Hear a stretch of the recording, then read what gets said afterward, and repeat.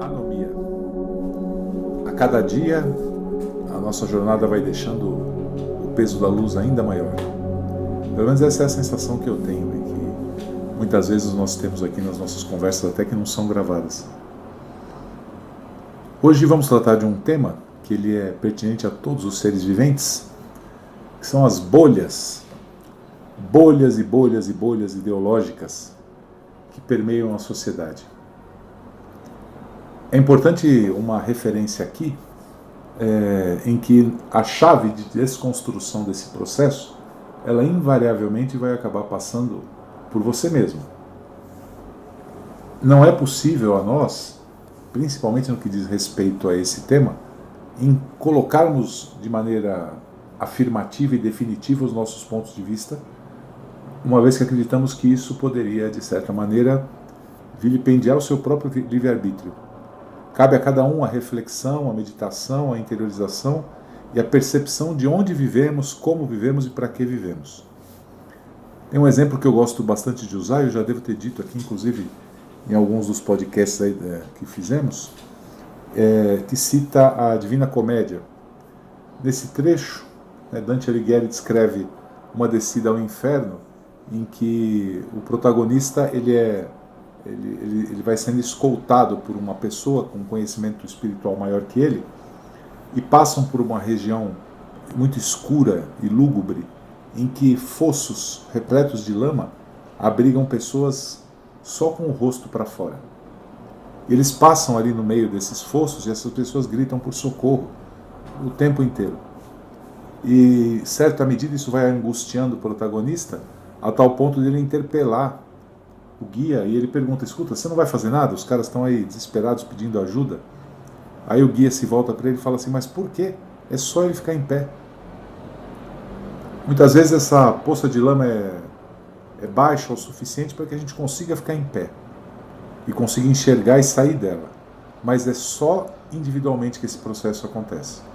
Então as nossas reflexões hoje espero que sirvam de certa maneira para que consigamos elucidar um pouco mais e que sirva de força e energia para que individualmente cada um consiga romper essa bolha que faz parte.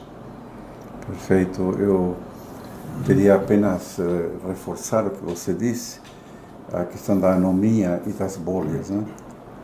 A gente muitas vezes está dentro da bolha e não se apercebe, né? A questão da anomia, aquilo perverso que se tornou normal. Né? E a gente vive dentro do perverso achando que isto é normal, não é? E dentro desse contexto, né, que a gente vê como que os seres humanos se juntam por frequência, né? Pensamentos semelhantes. Então eu penso semelhante a você, me alio a você e construo junto com você uma bolha e vou colocando as pessoas dentro dessa bolha, né? Tem alguns que se apercebem e gostam, outros que não. Outros que nem se apercebem que estão sendo colocados dentro dessa bolha, não é? Então, por exemplo, o primeiro exemplo que vem, que está muito recente, né? Olhando o nosso sistema político, né? Como que a população se dividiu, né? Entre opostos. Será que são opostos? Esta é a pergunta, né? São duas bolhas, né? E quem está dentro de uma bolha defende, né, aquele sistema de uma forma com unhas e dentes, de uma forma até perversa, né? E briga, e temos visto famílias se dividirem, porque uns defendem a bolha A, os outros defendem a bolha B. E aí eu pergunto, será que os comandantes dessas bolhas, e eu dentro da bolha, ele está fazendo alguma coisa para melhorar minha vida? Ou será que eu também sou vítima da própria bolha que eu defendo? Né? Então, o primeiro exemplo que vem é a similitude de pensamento de uma facção política, né, que perversa a mim mesmo. E eu a defendo com unhas e dentes. Será que estamos enxergando isto? Por que eu não enxergo? Pergunta. Talvez porque fomos educados dentro dessa bolha, né? É uma forma de não enxergar os limites do aquário. Você nasceu no aquário, o aquário é o que você tem. A dificuldade é quando... eu diria que muitos escapam dessa bolha. Como o exemplo que você deu da bolha política, né? Muitos escapam dessa bolha. Mas o cruel do mecanismo é que existem bolhas dentro de bolhas. Claro. Então você escapa do viés político e fala, não, politicamente eu não me envolvo, eu não tenho que tomar partido nem de A nem de B. Isso é de foro íntimo, cada um que faz o que bem entender, né? Não vou tomar partido de A e de B, então... E a pessoa ela vai se desligando disso, absolutamente. Mas ao mesmo tempo em que ela se desliga dessa bolha, existe uma necessidade de pertencimento, que até certo ponto é infantil. Nós temos que pertencer a grupos. Eu tenho que pertencer à torcida uniformizada do time X. Eu tenho que pertencer aos ex-estudantes da década de 80. Então nós temos essa necessidade de pertencer a grupos. E aí você adere, por exemplo, a um grupo religioso. E vai passar pelo mesmo processo. Absolutamente o mesmo processo. Olha como esse comportamento começa muito cedo, né? A gente vê em crianças da faixa de 9 anos, né? Quando começa a questão do bullying, né? Você percebe claramente que uma criança, para ser aceito ao grupo, ele passa a ter um comportamento nefasto, tipo fazer bullying para outros, né? Para ele ser aceito no grupo. Então ele cria um comportamento inadequado para que o grupo o aceite. E faz isso conscientemente para ser aceito, né? Mesmo que ele sabe que o bullying é algo negativo. Então, esse comportamento de ter que pertencer a um grupo começa na faixa lá embaixo, com 8, 9 anos. Impressionante isso. Você já vem já sendo educado a isso, né? E o difícil é que isso é um assunto que é delicado, porque ele requer muita reflexão. Eu não sei até que ponto nós não replicamos essa maneira de enxergar o mundo em outras estruturas. Então falávamos, por exemplo, há pouco de você olhar uma floresta ou uma mata fechada e ver um grupo de árvores que ali vivem e imaginar como deve ser difícil a competição entre elas, né? Porque tem umas com folhas grandes, a luz não passa nas menores, a outra aqui embaixo mal está enraizada direito. Nós não conseguimos enxergar que um processo como esse ele não é de competição. É um processo absolutamente de cooperação. E é algo que é cotidiano. Então, ao ponto de eu sair, eu ver um assalto, e achar isso, chegar em casa e falar, nossa, vi um cara ser assaltado hoje. Tudo bem. Está tudo normal. Vi um cara ser baleado hoje. Acontece. Que azar, né? Então, como é que isso vai permeando a minha vida, vai me deixando tão cinza, né? Eu vou ficando blindado da própria natureza. Eu vou ficando... É o que nós estávamos falando até fora do ar, né? A gente fica tão distante da natureza, né, que você se ausenta de você mesmo. E acha que as coisas são normais. Não são, né? Ninguém vai dar nada para ninguém. Ou nós decidimos levantar do lamaçal, ou ninguém vai fazer isso por nós. Quando muito, alguém te dá a mão para não perder o equilíbrio na hora que você está subindo. Quando muito. Mas são poucos os que têm essa sorte. A imensa maioria vai ter que ficar em pé sozinha. E a dificuldade que nós temos é de, primeiro, perceber que eu estou na lama. Não é legal. Eu estou dentro da lama. Eu estou dentro de uma lama moral, eu estou dentro de um lamaçal político, eu estou dentro de um lamaçal religioso, educacional. Em qual aspecto que você quer? Pode abordar qualquer aspecto. Porque se tornou normal. Vou fazer o quê? É o famoso assim, é assim mesmo, vou fazer o quê? Nós comentávamos recentemente a questão do custo da educação. Pois é. Não é? Então, por exemplo, uma criança, um jovem que quer estudar medicina. Sim. Né? Qualquer faculdade de medicina considerada média, né? Porque não vamos falar das melhores, o custo é por volta de 10 a 12 mil reais por mês. Sim. A pergunta é, quem tem condições de pagar isso? Somente uma elite. Sim. Né? Quem tem condições de pagar uma faculdade de engenharia? Não, Uma elite. claro. Né? Ah, mas tem as faculdades públicas. Sim, para que percentual da população? Então. Né? Então, essas bolhas, né, que o sistema cria, porque nós que criamos, né, automaticamente estratifica, né, uma sociedade de castas. Sim. Né? E aqui, o exemplo que você deu de ver uma floresta, né, com aspecto competitivo é absolutamente a minha forma de ser e de olhar. Na verdade, eu que tenho a competição dentro de mim. Exatamente. Eu não consigo enxergar outra realidade a não ser a competição, porque eu estou num sistema competitivo desde minha tenra infância, né? Num sistema de notas em que eu tinha que tirar nota melhor que o colega. Então, assim, eu fui ensinado a competir. E tenho que ser melhor que o outro. Eu tenho que passar por cima do outro. Né? Então, a bolha já começa a ser criada aí, entre os melhores. Ah, olha, eu estou na elite da classe. Opa. 4 ou 5 são os melhores. Pronto, criou uma bolha. Criou uma bolha. Né? Agora, olhando de forma maior, de forma macro, né, eu vou trazer aqui um sistema extremamente perverso, criado por pessoas que pensam iguais, ou seja, os iguais se atraem, né? Uhum. América Latina, temos um país, não sei se devo falar o nome, mas a gente percebe claramente que o sistema estratifica por classes sociais. Então, por exemplo, você vai procurar um emprego, a primeira pergunta que te fazem é: onde você estudou? Não é a faculdade, é onde você estudou primário. Porque, sabendo pela escola que você esteve, é a classe social que você pertence. Ah, eu estudei no Dante Alighieri. Pronto.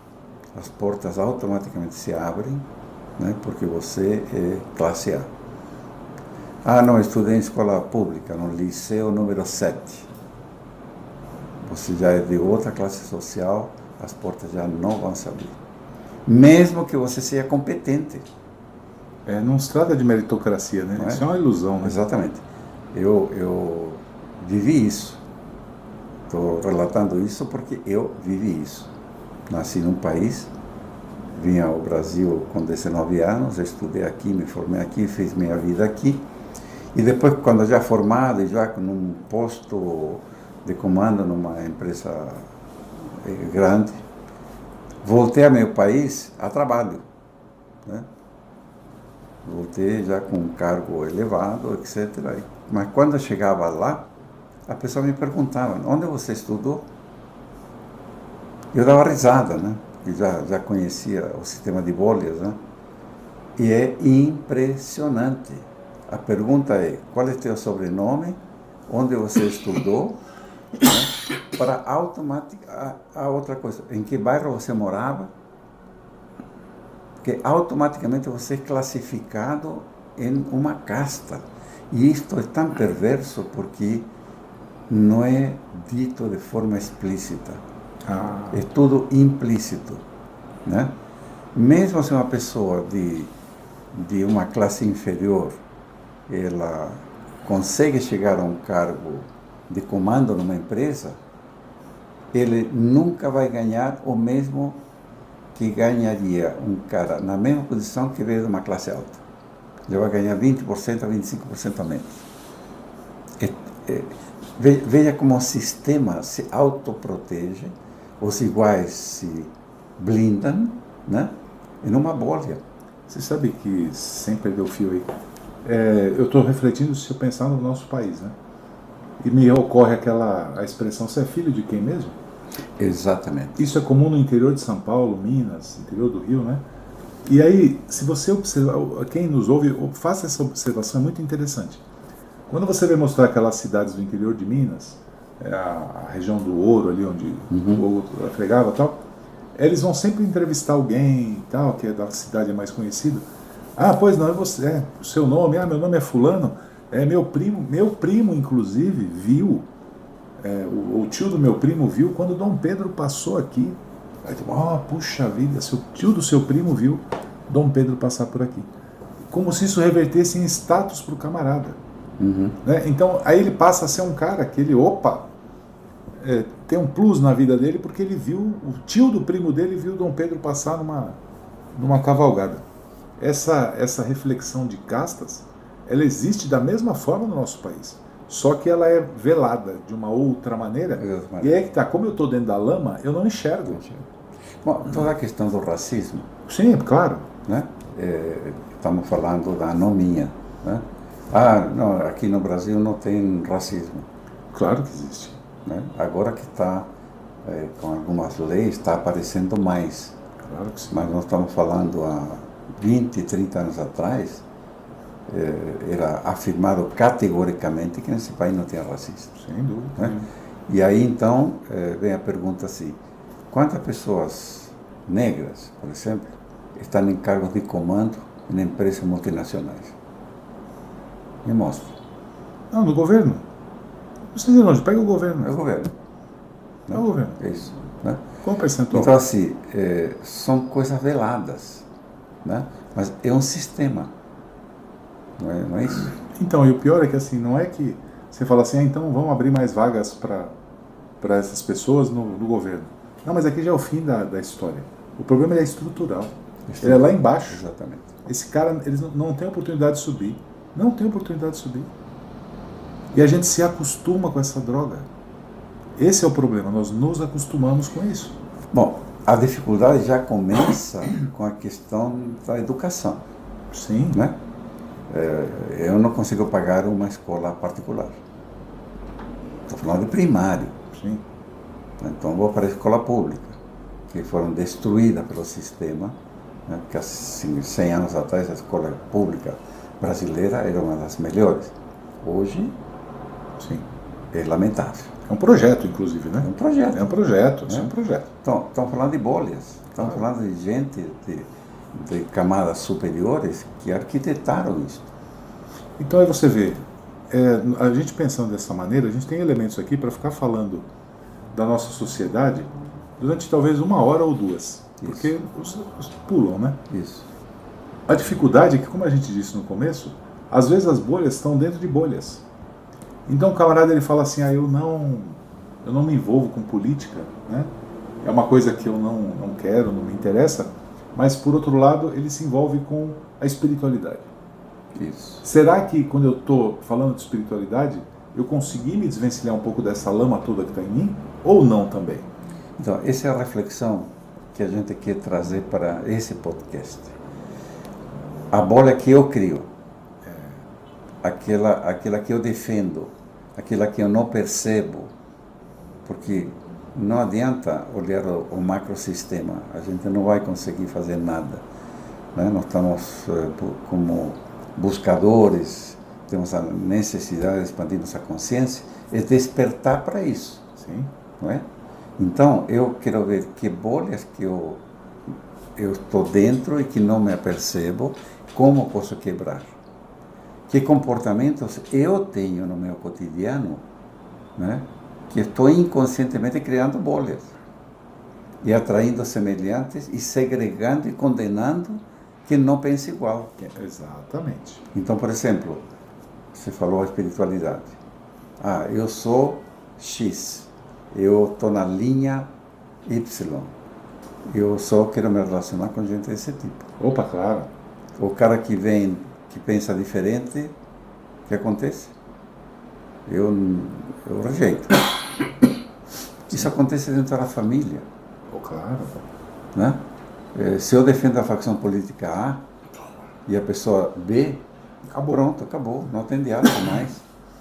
O que eu acho triste é que no momento em que você, teoricamente, você alcança a espiritualidade, eu diria que a busca da espiritualidade é um momento de profunda reflexão sua, que pode demorar anos, até você achar que tem alguma coisa acontecendo e que você precisa fazer algo.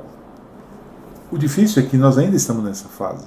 Então a gente arrasta para a espiritualidade a nossa experiência e a nossa visão de mundo. Aquela visão competitiva da floresta eu também atraio para a espiritualidade. Então a espiritualidade tem castas. Isso. Né? Deus vive num trono, porque ele é rei. Olha o pensamento, onde é que ele vai.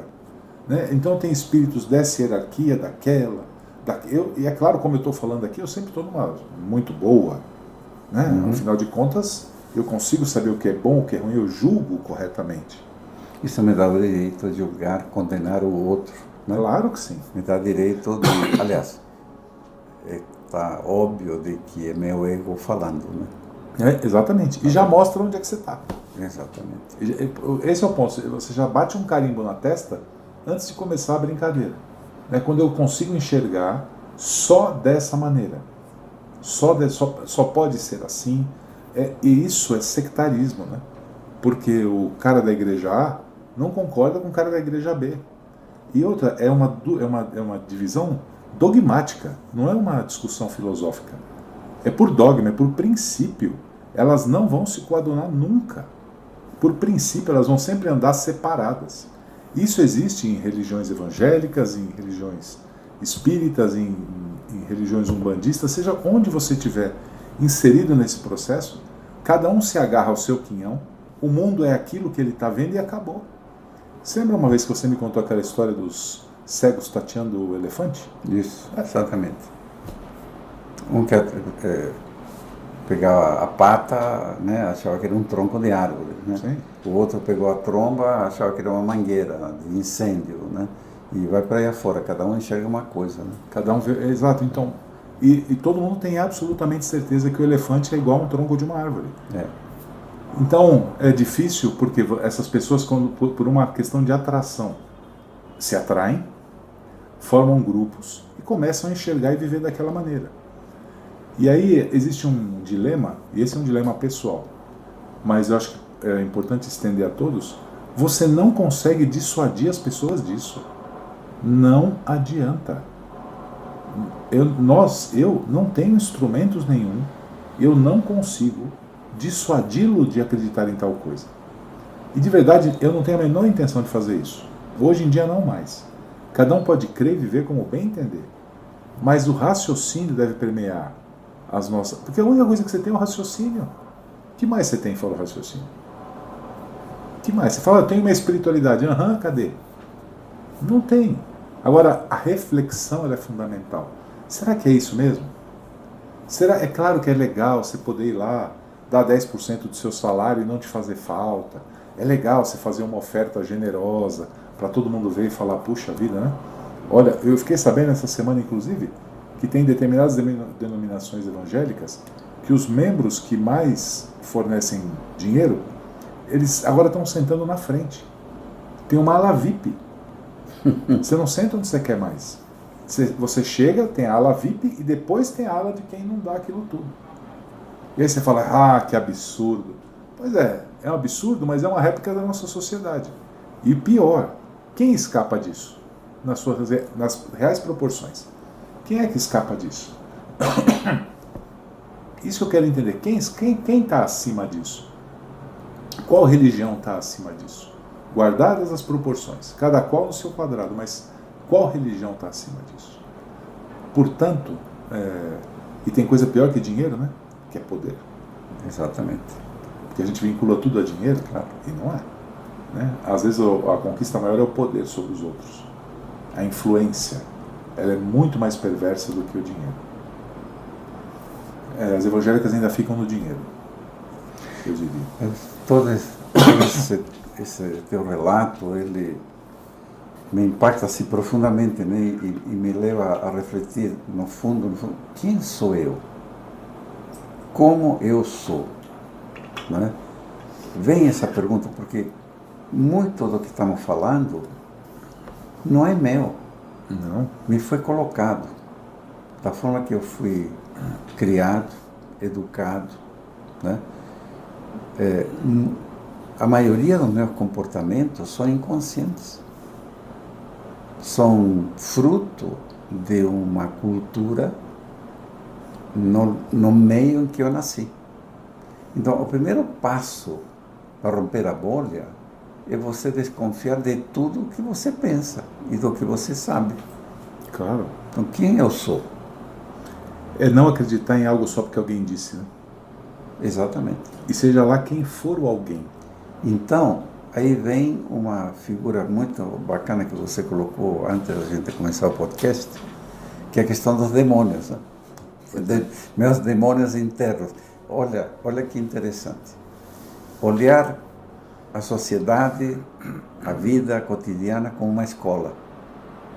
Uma escola que vai estar sempre me cutucando, sempre me espicinhando, cutucando meus demônios.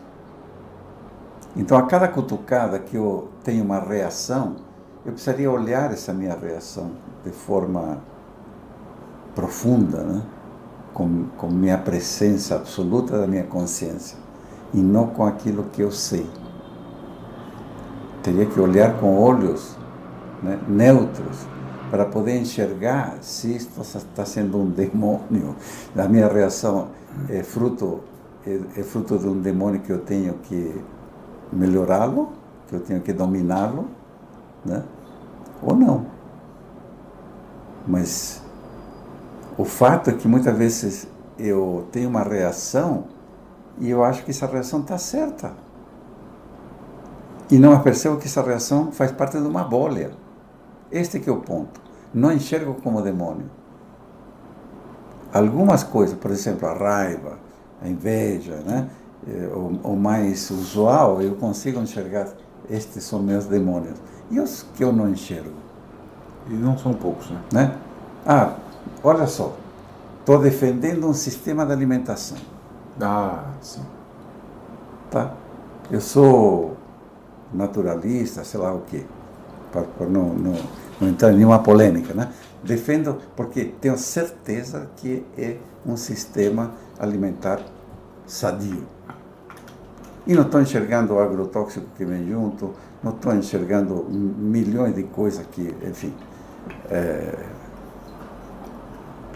eu estou replicando uma bolha, né? E não estou nem me apercebendo. E defendo isso com unhas e dentes, é uma verdade absoluta. E condeno o meu amigo do lado que está comendo um McDonald's. Até porque você vai se retroalimentar de informações só sobre a bolha. Exatamente. Critico, julgo, condeno, né? É aquilo que você falou. Só importa eu comigo, né? De reeducar meus demônios. Então, eu olhar para dentro, não há outra solução. Eu pouco poderei fazer porque eu não consigo mudar ninguém. Eu tenho que olhar para dentro e ver meus demônios, tentar identificar as bolhas que eu estou replicando de forma absolutamente inconsciente e porque é cultura local, não é? E condenando e julgando e seria muito mais sábio apenas observar. Você sabe, quando você fala de observação, me traz uma ideia que é assim.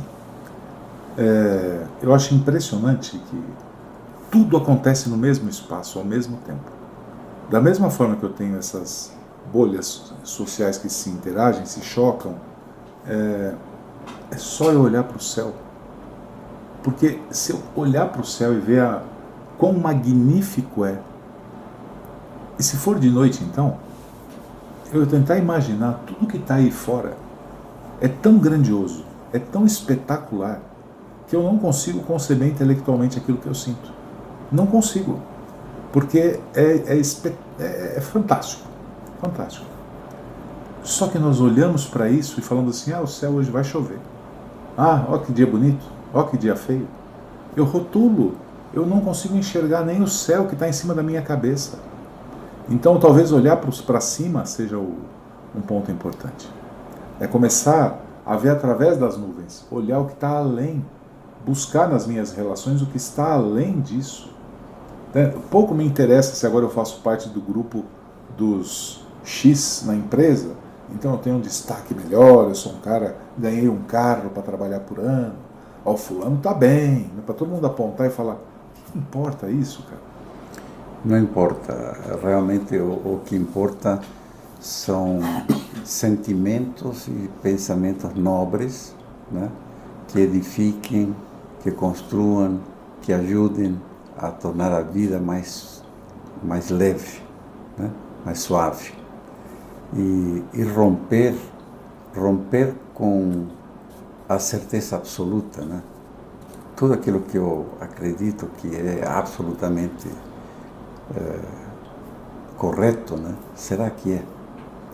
Então, você sabe que me fez lembrar aqui a introdução do livro Nosso Lar, quando o André Luiz faz a introdução, não Emmanuel, André Luiz, ele coloca que no final, né, despidos de nossos diplomas, da sua vida pessoal, do seu trabalho, etc, etc, vai estar você sentado ao lado do mestre, um olhando para o outro, né? E aí aquela, e aí?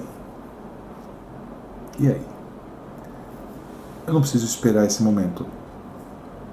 Eu não preciso esperar esse momento. Eu também não preciso sair dando tudo que eu tenho. Não é isso. Ninguém é maluco. Mas talvez começar a perceber que as paredes que me separam do outro estejam só dentro de mim. Essas paredes que nos dividem. Porque elas nos dividem. É o doutor que chega no carrão, né? É o marginal que está andando a pé. Aquilo é bandido, hein? Então, essas paredes precisam ser dissolvidas. Espiritualmente, então, mas muito longe disso. Por que o caminho é esse, acabou, é só é assim, acabou, é assim? Por quê? Porque o fulano disse. Mas como fulano? O fulano disse que o outro escreveu. Então, calma. Eu vou me devocionar a isso e não à espiritualidade? É uma devoção ao dogma e não à fé? Exato. Como? Isso tolhe a minha capacidade intelectual. Você trouxe a questão da floresta, né? A questão da cooperação, né? Veja que palavra interessante, né? Minha vida poderia estar focada em cooperar, por exemplo. Sim. Se você foca em cooperação, você pode já fazer uma análise dos nossos comportamentos, depois fazer uma análise do meu comportamento. Sim. No cotidiano. Quantos dos meus comportamentos estão de forma indistinta cooperando com o próximo, com a vida? Não é? Numa conversa sobre alimentação, por exemplo. Não é? Se eu estou impondo, ou estou colocando o meu ponto de vista, será que eu estou cooperando? Quem está certo? Então, quem está certo? Quem está certo? Né?